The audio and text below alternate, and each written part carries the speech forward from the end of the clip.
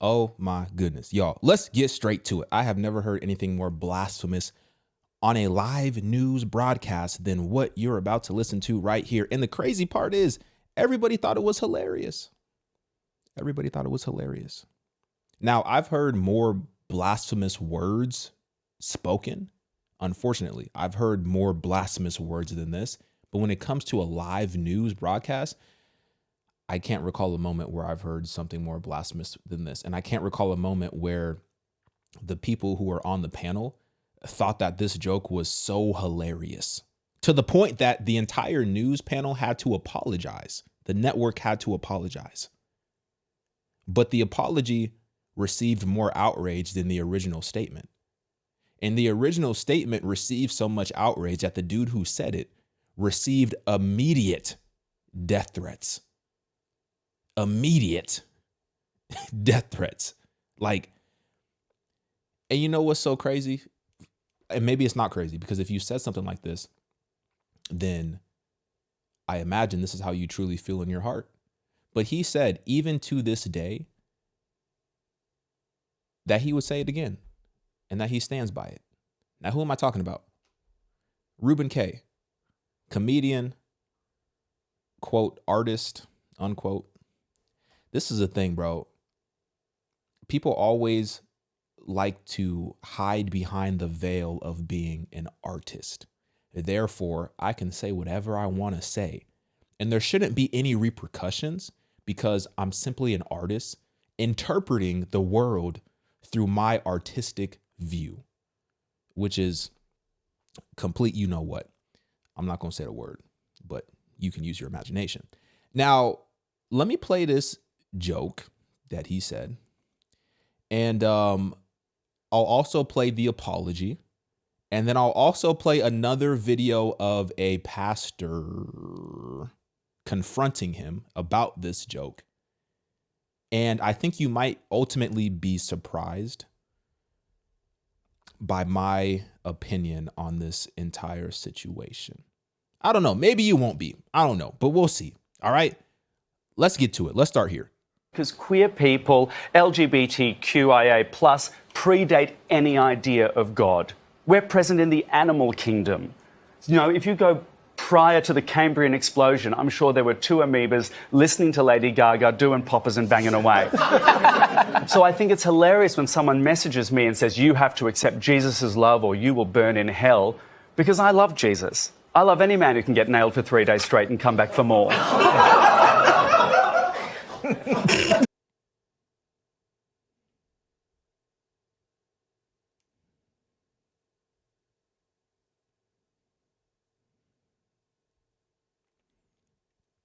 Let me ask you something.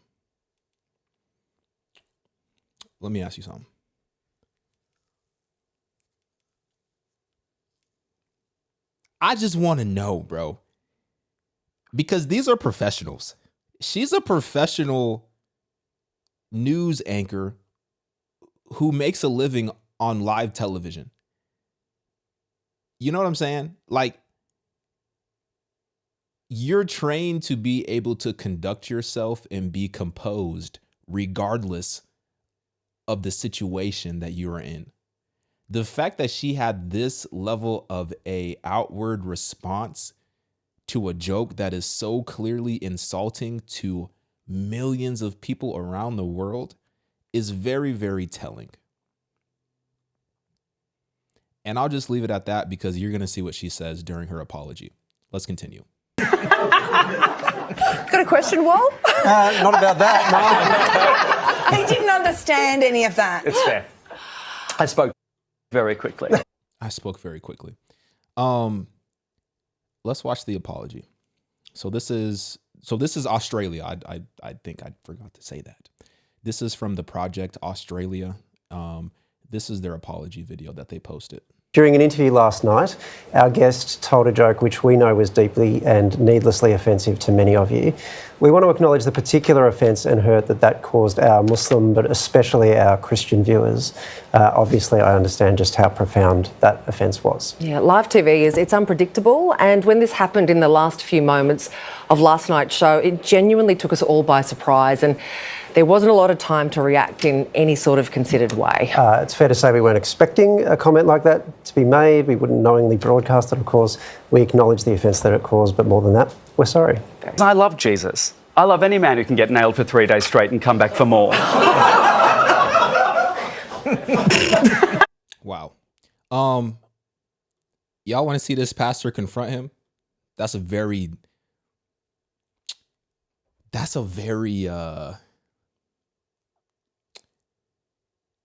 loose term nowadays. Pastor. It used to mean something. Pastor used to mean something. It used to. Nowadays, it seems like anybody can be a leader within the church. And you'll see why I say that in a second. Now, this is Ruben being confronted by a pastor, and I want you to listen to his response. And also, I want you to listen because there is actually a Christian on this panel that actually does confront him. And his response to that confrontation is even more telling of how he feels about God, truly. And ultimately, it's sad. But ultimately, there is a lesson that we can all learn from it. All right, let's go. So, Ruben, first of all, it's great to see you here. And I just want to say, as a pastor, that I'm sorry for the hurt and hate that you've experienced, particularly from Christian community, particularly recently. You're a comedian. You tell jokes. I guess my question, though, is what impact do you believe your joke on the project did have? And do you believe that telling that joke by a straight person would have had the same result? Just before you answer that, I reckon context matters because, Sure. just before we get You to don't your want to tell the joke again, do you? No. This isn't bulletproof. No, but I do, in all seriousness, I do think people may have missed it and not know what we're talking about, and I think people should have the right to know what we're talking about. Earlier in the year, you shared a joke on the project. It was very controversial. A lot of people were offended by it, and you said, I love Jesus, I love any man who can get nailed for 3 days straight and come back for more. That was the joke. There was more in the delivery, but yeah, it was... As an ABC presenter that would like to stay being employed, I did that with a very straight delivery, and I understand why people were offended. The question, though, right, obviously Christians were offended, and that's certainly their right to express that. But on the question of whether a straight person had made the joke, you would have gotten a different reaction. What's your thoughts on that? I know it's that joke has been told by straight people. Ricky Gervais devotes almost 90% of his routine to tearing down religion. Dave Chappelle does it. Large, big name, straight comics do this all the time. This isn't about the joke. This is about who was telling it. This is about a queer person. This is about a queer person not wanting to be the butt of the joke, but making the joke and having a voice. Not being the political football, but commenting on the game. And when that happens, they want us to become invisible. And we don't do that because if we're not visibly queer, then the most vulnerable in society never become visible. They disappear. And we lose, you or lose too many of your children to crap like this.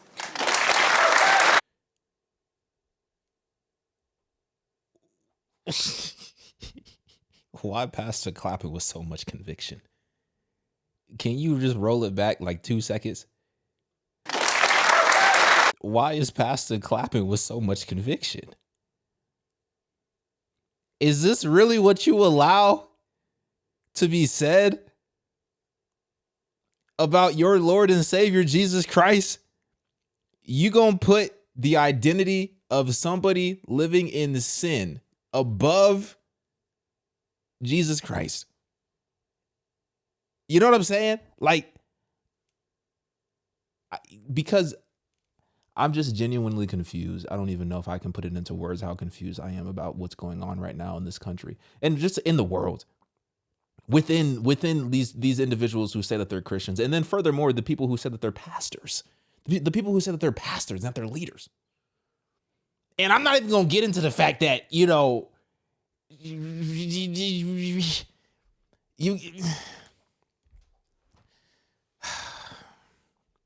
I don't want to go down a whole conversation about this, but, in short, should women be pastors? No. And that's a biblical stance. That's a biblical stance. Am I saying that women can't serve in ministry? No, I'm not saying that women can't serve in ministry, but women can't be lead pastors, head pastors. Like this, that's not biblical. Like can we agree on that? If we disagree on that, can y'all provide some context for me as to why you don't agree with that in the comments? Because I'm very curious as to why you don't agree with that. But like I said, I'm not saying that women can't serve in ministry. I'm not saying that they can't, lead certain ministries. But to be a head pastor, that's not a role that is for women. That's not. And I'm not hating on women. I'm just reading the Bible. You know what I mean? On top of that, we have these affirming churches. And the reason why I say affirming churches is because I see the rainbow flag with the cross on fire, the pendant, on her chest. I'm assuming I'm not trying to be rude. YouTube, I'm not trying to be rude. I'm just assuming that this is a woman because it looks like a woman, even though she got the Ellen DeGeneres haircut. I'm just assuming, right? But we have all these churches who are like open and affirming. Open and affirming. Why are we affirming sin of any kind? Of any kind. Well, here's why. Because we are participating in that sin so much that we become blind to the fact that it's sinful in the first place. And it starts to just become our identity. And then we start to idolize it. And we start to make excuses for it. And we start to pander to our own flesh. And then we have open and affirming churches, right? I don't think any church should make any excuse for any sin across the board, for any sin. For any sin. Does that mean that you're not welcome to come to church? You should be in church. Everyone should be in church. Everyone should be seeking Jesus Christ. But you're not going to stay in that sinful lifestyle if you truly know Jesus, because he is going to call you out of that.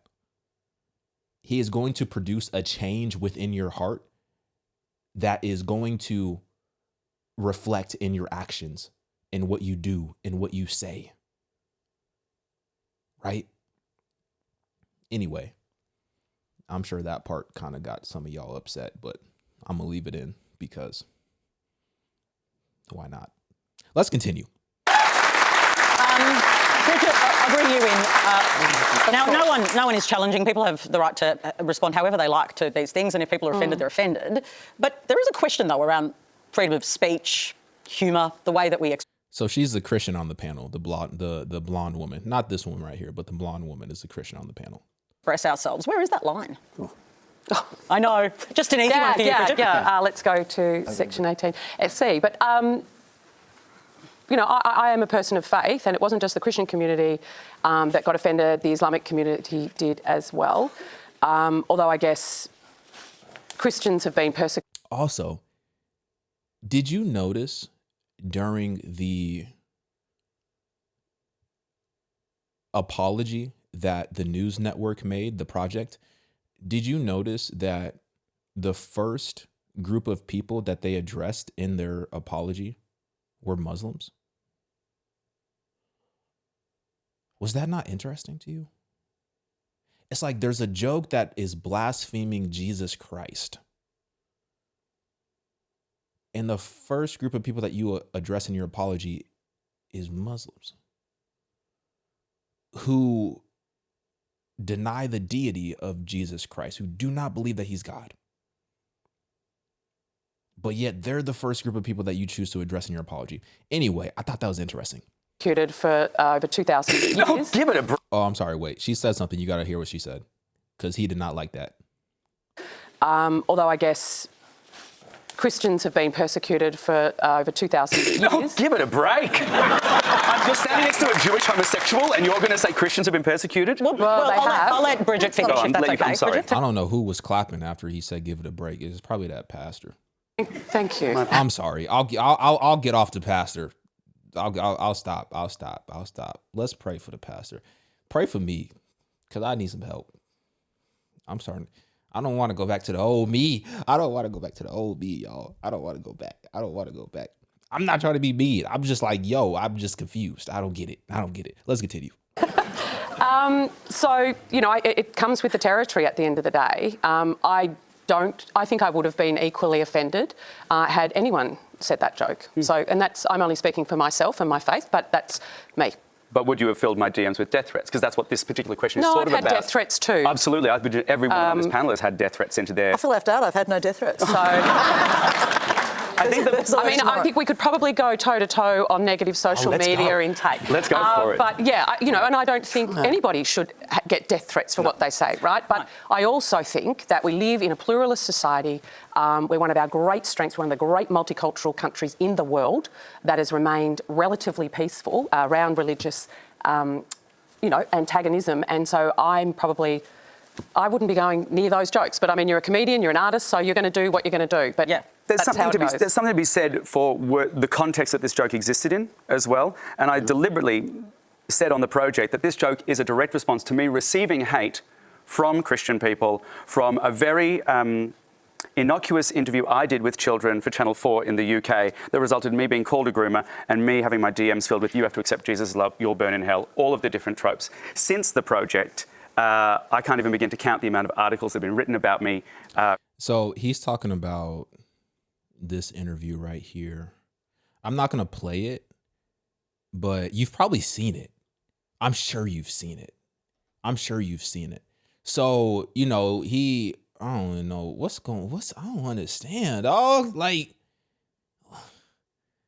I don't understand, dog. You put the gold glitter on your, like, come on, G. Okay, so he did this interview with the kids. He got all dolled up, all glammed up. He put some heels on. And he walked in and he was talking to the kids, teaching them about drag, teaching them about, how to be like, how to be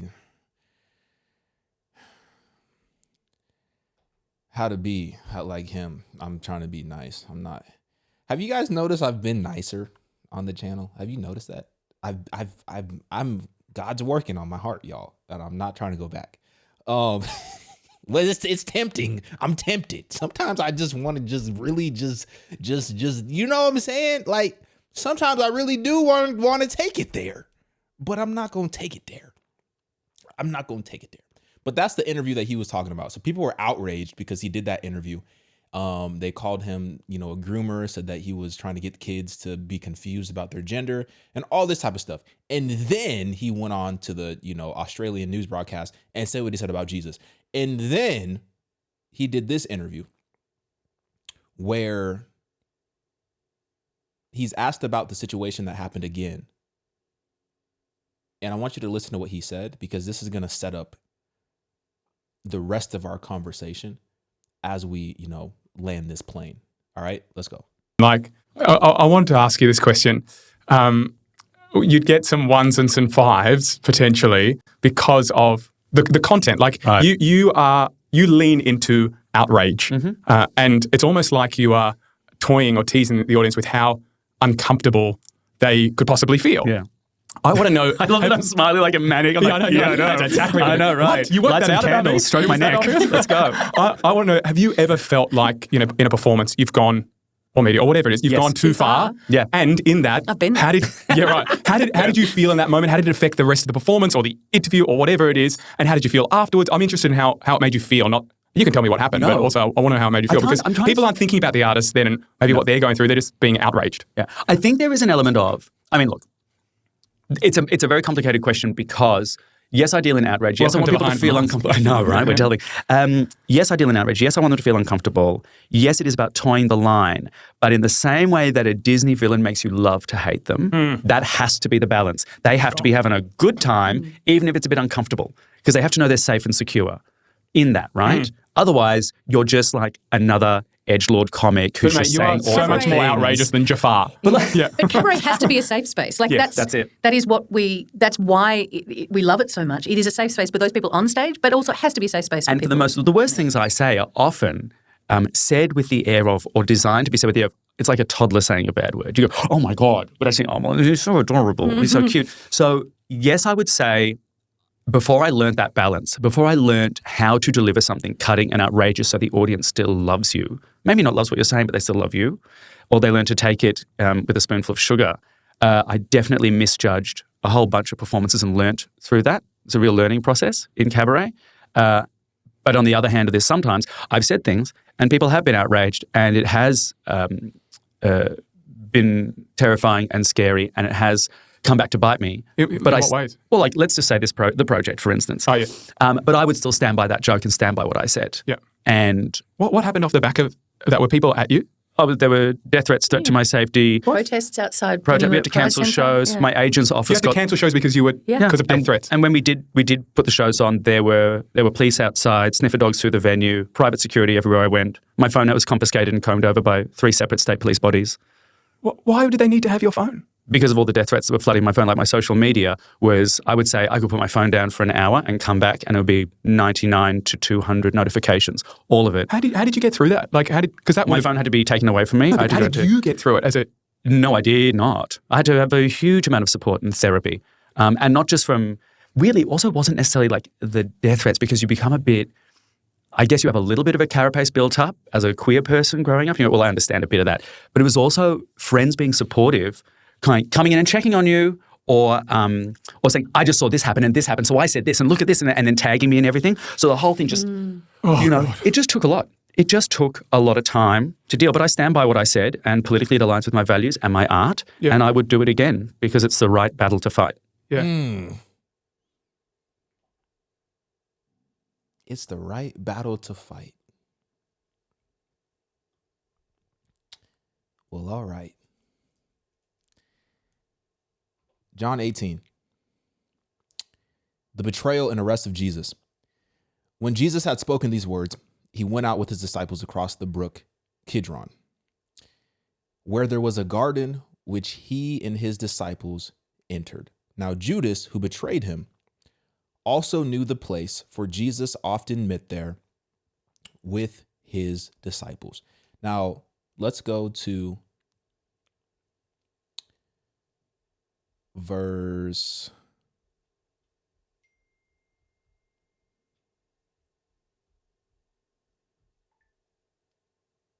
1. Actually, I was reading the right spot. My apologies. I was reading the right spot. So Judas, having procured,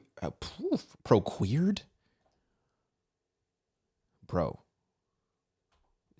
We've been having too much queer conversations. Y'all starting. Are they grooming me? All right, I'm sorry. Let's get serious. So Judas, having procured a band of soldiers, can y'all stop texting me, please? Gosh. Having procured a band of soldiers and some officers from the chief priests and Pharisees, went there with lanterns and torches and weapons. Then Jesus, knowing all that would happen to him, came forward and said to them, "Whom do you seek?" They answered him, "Jesus of Nazareth." Jesus said to them, "I am he." Judas, who betrayed him, was standing with him. When Jesus said to them, "I am he," they drew back and fell to the ground. So he asked them again, "Whom do y'all seek?" And they said, "Jesus of Nazareth." Jesus answered, "I told you that I am he. So if you seek me, let these men go." This was to fulfill the word that he had spoken. "Of those whom you gave me, I have lost not one." Then Simon Peter, having a sword, drew it and struck the high priest's servant and cut off his right ear. So Jesus said to Peter, "Put your sword into your sheath.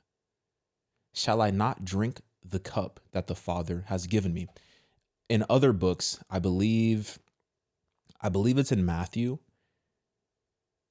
Matthew says that also something that Jesus said in this moment is that something along the lines of, whoever lives by the sword will die by the sword. Y'all know what verse I'm talking about. Now, why am I bringing this up? For a couple of reasons. He had stated that a lot of his art, a lot of his work, a lot of what he tries to do is to say the most outrageous thing that he can possibly say. And, this is what he considers to be comedy. This is what he considers to be art, is to try to say the most outrageous thing that you could possibly say. You got to understand something. If you live by the sword, you'll die by it.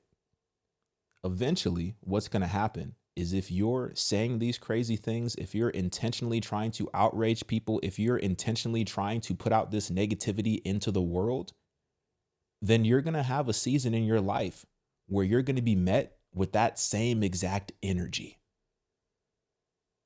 So don't be surprised, because this is what you've been setting up this whole time. And now you're surprised that people are threatening your life. Well, this is literally what you've been setting up this whole time by desiring to want to outrage people. And then when you finally outrage people, now you're like, whoa, why are y'all so outraged? Why are y'all threatening me? It's just art. It's just a joke. But this is the energy that you've been putting out this entire time. So of course you're going to be met with that again. From a Christian standpoint, right? I'm not going to sit here and condone the behavior of these, Christians threatening this dude, talking about, they're going to do all type of crazy stuff to him. I'm not going to sit here and do that. But, when you look at the scripture, when you look at John 18, when you look at what Peter did, I think there's a lot of what Peter did in most of us.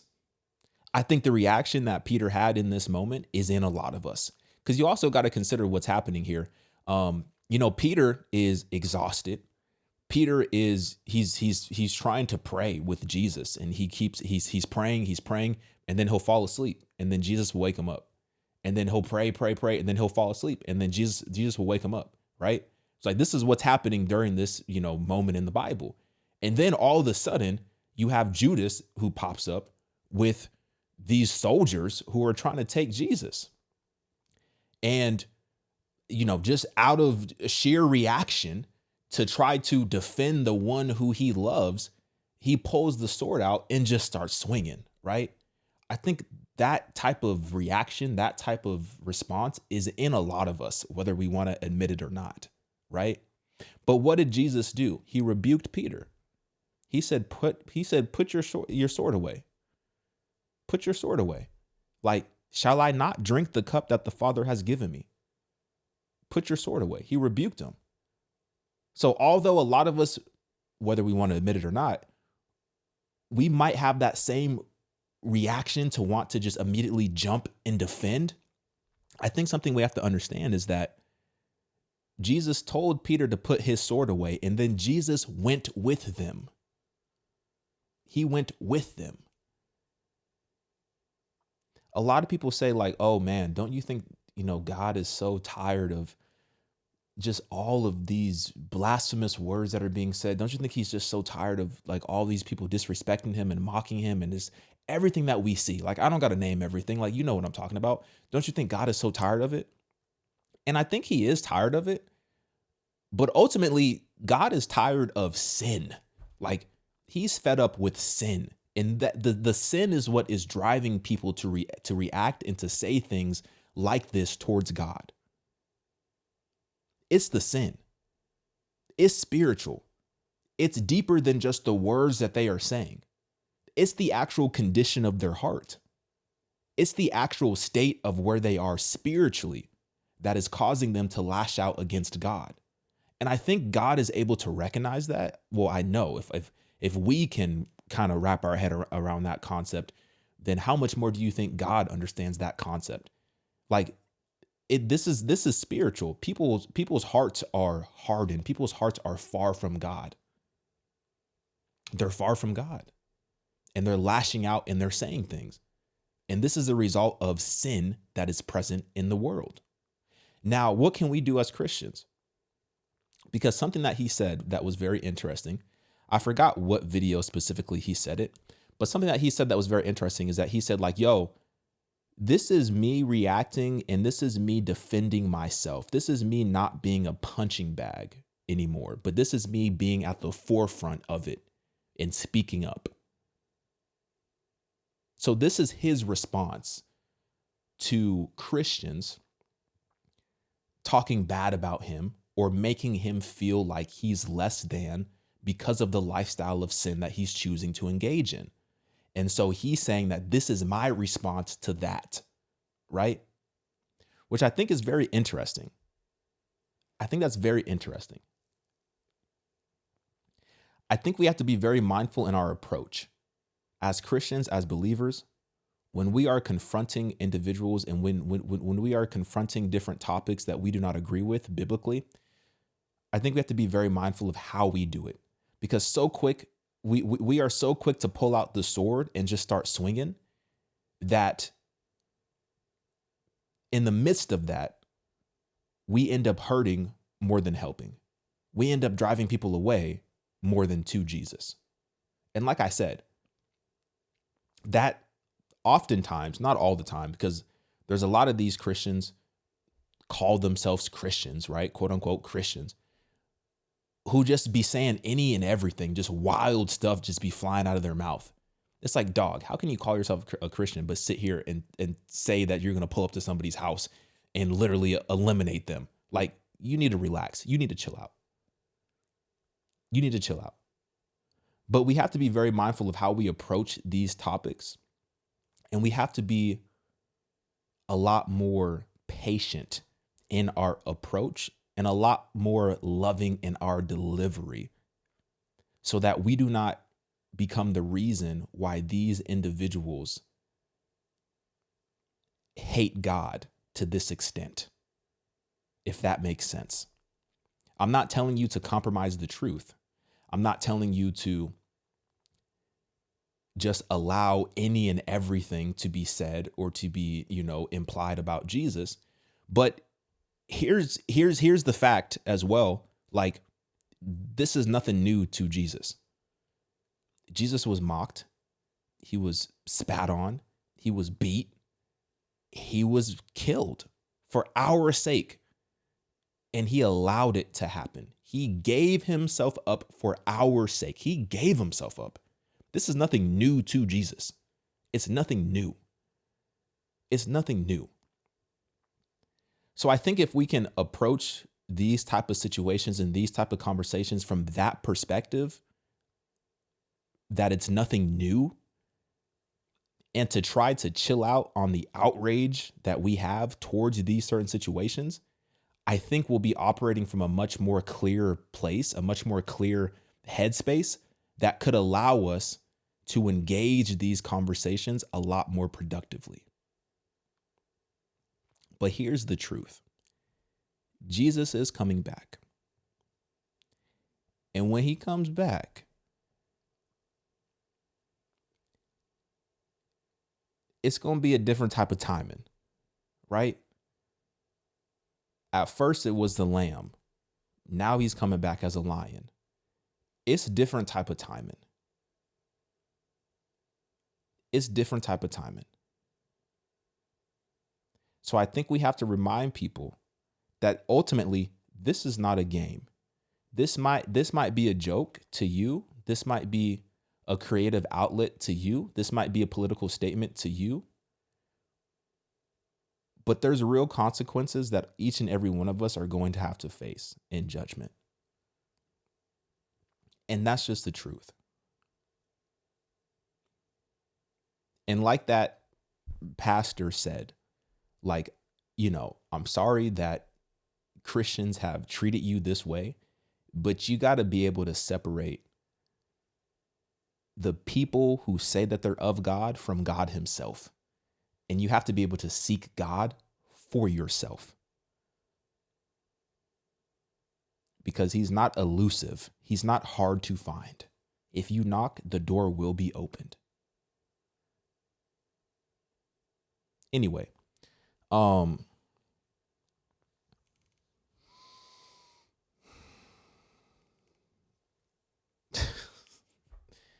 do you guys think?